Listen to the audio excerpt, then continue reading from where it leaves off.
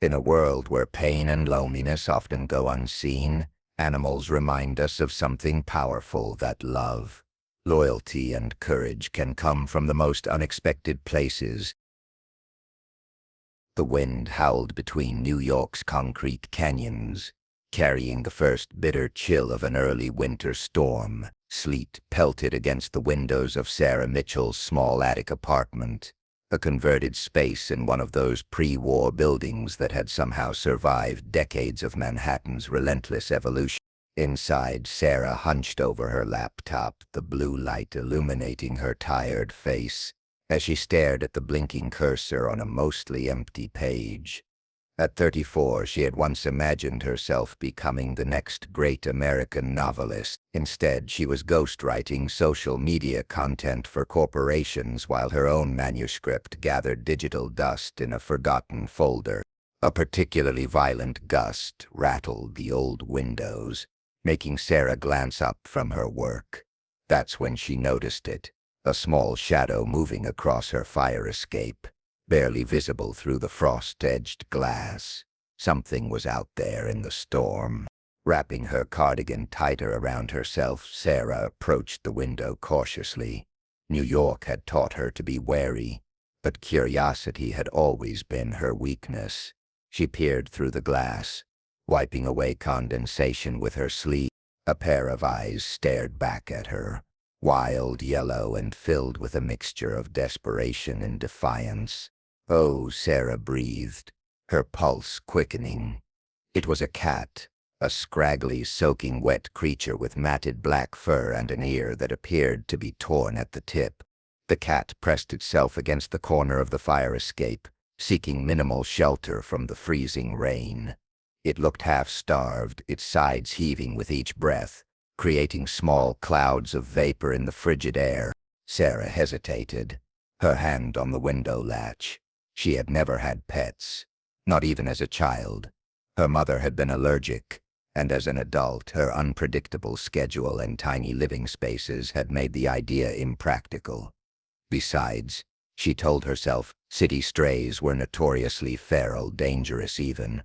But as the sleet intensified, pelting the miserable creature's already soaked fur, Sarah found herself unlatching the window. "This is probably a mistake," she muttered, sliding the window up a few inches. Cold air and ice particles immediately rushed in, making her gasp and step back. The cat didn't move, just stared at her with those intense yellow eyes. "Well," Sarah said, shivering as the cold air invaded her apartment, "are you coming in or not?" For a long moment, neither of them moved. Then, with surprising grace for a creature so bedraggled, the cat slipped through the narrow opening and landed silently on her hardwood floor. Sarah quickly closed the window, shutting out the howling storm. When she turned around, the cat had already retreated to the farthest corner of the room, where it pressed itself against the wall, watching her wear it. "I don't blame you for being suspicious," Sarah said, keeping her distance. "I'm not sure what I'm doing either." She went to the tiny kitchen area and found a chipped bowl, which she filled with water. After a moment's thought, she opened a can of tuna, part of an emergency stash she kept for late-night working sessions when she couldn't be bothered to cook or order in. She placed both on the floor near the cat, then backed away to sit on her futon sofa. "I'm not going to hurt you," she said softly, though she doubted the cat understood or believed her. "Just warm up, eat something, and then, well, we'll figure that out later." The cat remained frozen in its corner, yellow eyes fixed on her, unblinking. Sarah sighed and returned to her laptop, trying to focus on the corporate blog post due tomorrow. But her attention kept drifting to the silent visitor in her apartment. After about 20 minutes, from the corner of her eye, she saw movement. The cat had crept forward, still hugging the wall, and was approaching the bowl of water. With one eye still on Sarah, it began to drink, its pink tongue darting rapidly. Sarah pretended not to watch, giving the creature space. When it moved on to the tuna, devouring it with quick, efficient movements, she felt an unexpected surge of satisfaction. "There you go," she murmured. "Better?" The cat didn't respond, of course, but after finishing the tuna, it began to methodically clean itself, which Sarah took as a positive sign. As the night progressed, an uneasy truce developed. Sarah worked at her desk, occasionally stealing glances at her visitor, while the cat found a spot under her reading chair, where it could keep an eye on her while remaining mostly hidden. By midnight, the storm had intensified. The wind screamed around the building's corners, and sleet had given way to heavy snow. Sarah's phone buzzed with a weather alert warning of potential power outages and advising residents to stay indoors. "Looks like you picked a good night to find shelter," she said to the cat as she got ready for bed. She made a makeshift litter box using an old baking pan and some shredded newspaper, placing it in her tiny bathroom. She had no idea if the cat would use it, but it seemed better than the alternative. "That's the best I can do for tonight," she told the yellow eyes still watching from under the chair. "We'll figure out the rest tomorrow." Sarah expected to have trouble falling asleep with a strange animal in her home, but the long workday and the rhythmic sound of the storm lulled her into a deep slumber. The screech of her smoke alarm jolted her awake. Disoriented, Sarah sat up in bed, her heart pounding. The room was dark. The power must have gone out, but a flickering orange glow came from the main living area of her apartment. Fire. The word registered in her brain with terrifying clarity. She scrambled out of bed, adrenaline surging through her veins, and rushed toward the door of her bedroom. The scene that greeted her was straight out of a nightmare. A small fire had started near her desk, where an old space heater, the kind her landlord should have replaced years ago, had apparently short-circuited. The flames weren't large yet, but they were growing, licking hungrily at her papers and the worn carpet beneath her desk. Sarah froze for a split second, her mind racing to remember everything she'd ever learned about fire safety. But before she could move, something else caught her attention. The cat, the bedraggled stray she had reluctantly let in, was directly in front of the fire, making the most ungodly howling sound she had ever heard. It wasn't hiding or fleeing. It was positioned between her bedroom door and the fire, its back arched, tail puffed to twice its normal size. "Get away from there," Sarah cried, lunging forward to grab the cat before it got hurt. But as she moved, she realized what had happened. The cat's howling had awakened her. The smoke alarm had only started blaring after she was already out of bed. The stray had saved her life. There was no time to dwell on this revelation. The fire was spreading, and they needed to get out. Sarah grabbed her phone and a coat thrown over a chair, then looked for the cat. It had retreated to the door, still howling. "We have to go," Sarah said, coughing as smoke began to fill the small apartment. She threw open the front door, and the cat bolted past her into the dark hallway. Sarah followed, slamming the door shut behind them. The building's emergency lights cast an eerie glow in the corridor as she fumbled with her phone, dialing 911 with shaking fingers. Within minutes, she had alerted the dispatcher and was knocking on neighbors' doors to warn them.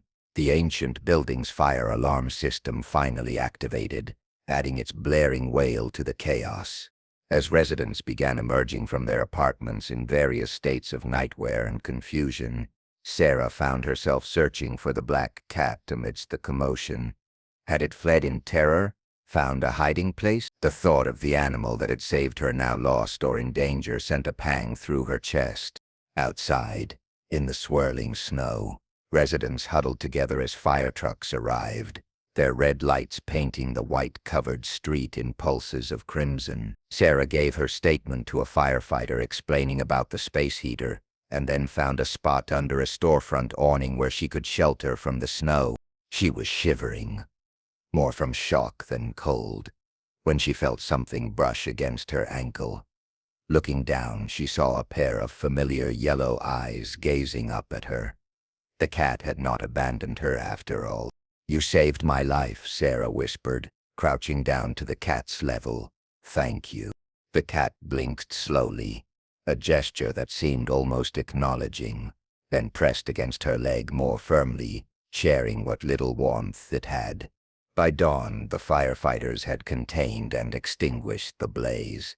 The damage was significant but localized mostly to Sarah's apartment and the one directly above it. The fire chief informed the gathered residents that they would not be allowed back into the building for at least several days while structural safety was assessed. Standing in the gray morning light, holding the cat wrapped in her coat, Sarah felt oddly calm despite having just lost nearly everything she owned. She was alive, and somehow that seemed enough at this moment. "Looks like we're both homeless now," she said to the cat, who had finally stopped trembling in her arms. "But we've got each other, right?" The cat responded with a soft purr, the first sound other than howling or hissing that Sarah had heard it make. "I'm calling you Shadow," she decided, "for how you appeared out of the darkness." Over the next few days, Sarah stayed in a hotel provided by her renter's insurance. The cat, Shadow, came with her, though she had to sneak him in against hotel policy. There was no way she was going to abandon the animal that had saved her life. A vet visit revealed that the Shadow was a male cat, approximately 3 years old, severely undernourished but surprisingly free of serious health issues apart from the torn ear and some minor scrapes. He had no microchip, and the vet suggested he had probably been born a stray. "He's quite remarkable," the vet told Sarah as she examined Shadow's torn ear. "Most feral cats would be far more aggressive after being handled this much. He seems to have bonded with you." Sarah wasn't so sure about that. Shadow still maintained a certain aloofness, preferring to observe her from a distance most of the time, but he would sleep at the foot of her hotel bed each night, and occasionally, when she was working on her laptop, he would jump up beside her, careful not to touch her but staying close nonetheless.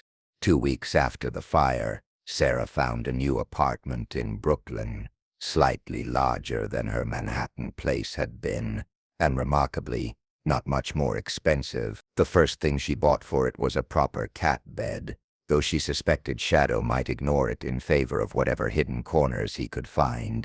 She was right.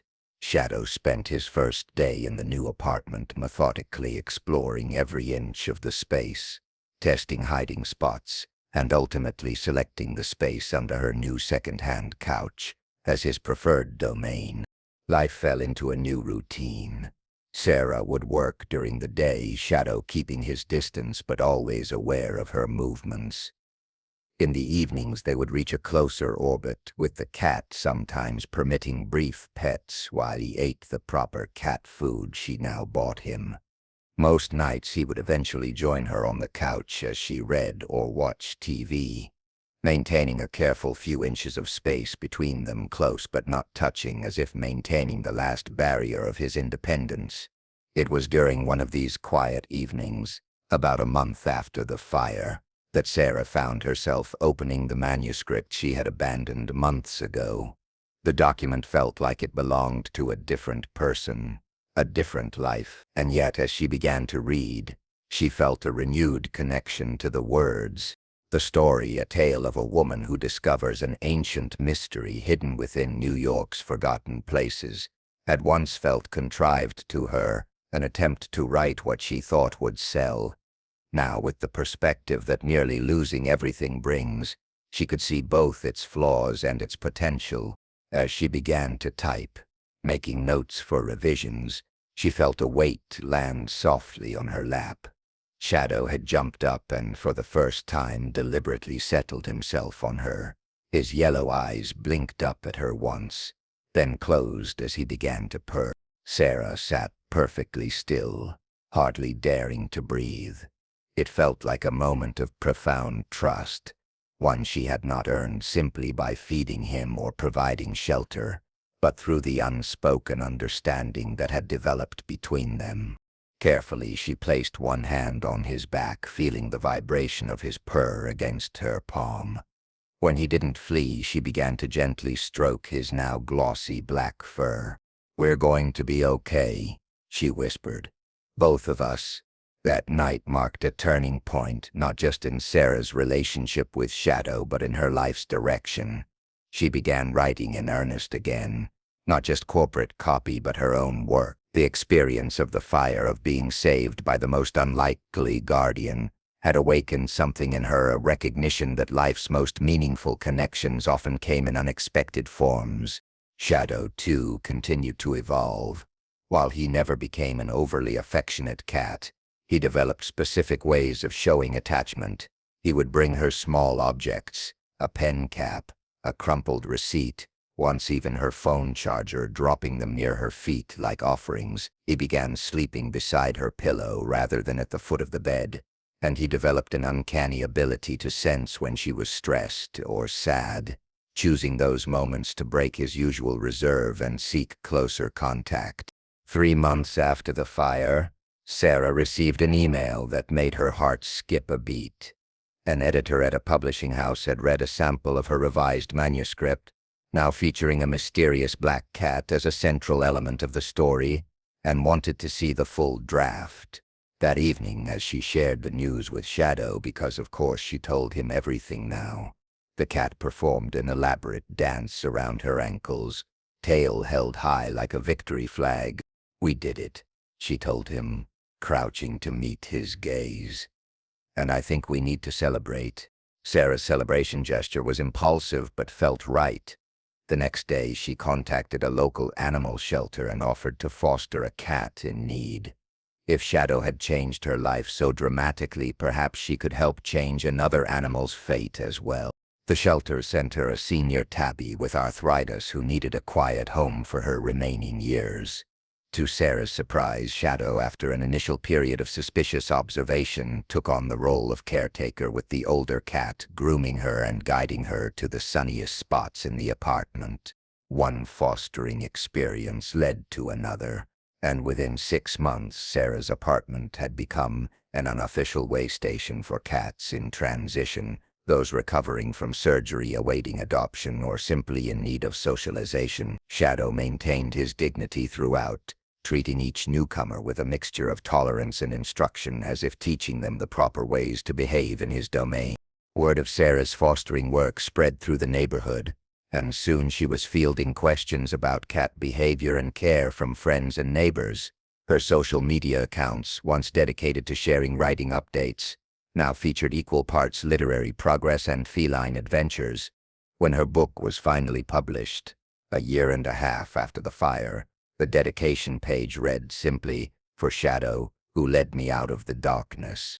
The publication brought modest success and, more importantly to Sarah, a sense of fulfillment that had eluded her for years.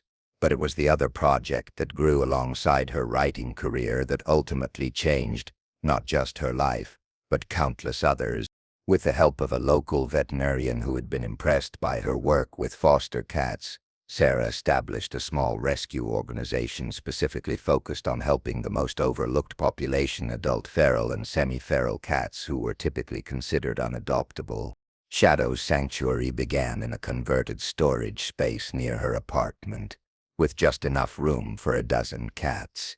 Its philosophy was simple: some cats, like some people, needed time and space to learn to trust. Sarah's experience with Shadow had taught her that connection couldn't be forced. It had to be offered with patience and without expectation. The sanctuary provided medical care, shelter, and socialization at each cat's own pace. Some eventually became adoptable, others remained permanent residents, living in a community that respected their need for independence, while ensuring their safety and well-being. Shadow himself became something of a mascot for the sanctuary, though he preferred to observe the operations from a distance rather than mingle with the other cats. His remarkable story, from storm-battered stray to life-saving hero, inspired donations and volunteers, and was even featured in a local news segment that went viral. On the 3rd anniversary of the fire, Sarah sat in her sanctuary office, Shadow curled in his favorite spot on her desk, and reflected on the journey they had shared. Outside the window, snow was falling again, reminding her of that fateful night. "You know," she said to Shadow, who acknowledged her voice with a flick of his torn ear. "I used to think I rescued you from that storm. But that's not what happened at all, is it?" Shadow blinked his yellow eyes slowly. The cat equivalent of a kiss. She had learned and stretched a paw to touch her hand briefly before withdrawing it. It was a small gesture, but it conveyed everything that had come to define their relationship: mutual respect, cautious affection, and the understanding that sometimes salvation comes from the most unexpected sources. Sarah had once been a woman drifting through life, disconnected and unfulfilled. Shadow had once been a cat fighting for survival on hostile streets. Now together they had built something neither could have imagined alone: a community, a purpose, a home for lost souls. 3 years ago, I let a stray cat into my apartment, Sarah often told volunteers at the sanctuary, and in return he showed me the way out of my own storm. As night fell over New York City, lights glowed in the windows of Shadow's sanctuary, where dozens of cats once considered unadoptable now lived in comfort and dignity. And in an apartment just above, a woman and a black cat with a torn ear sat together in companionable silence, each having found in the other exactly what they never knew they were looking for: not just survival, but a reason to thrive. The connection they shared had not erased their independent natures or their past wounds. Sarah still had days of self-doubt. Shadow still occasionally needed his space, but they had discovered something profound in their unlikely partnership: that sometimes the deepest bonds are formed not in perfect circumstances but in moments of crisis, when we are stripped to our essential selves and find surprisingly that we are not alone after all. In the shadows of the city they had found each other, and in doing so they had found a way to bring light to countless other lives cast into darkness. This story is more than just about survival. It's about the unbreakable bond between humans and animals, and how sometimes they don't just share our lives, they save them.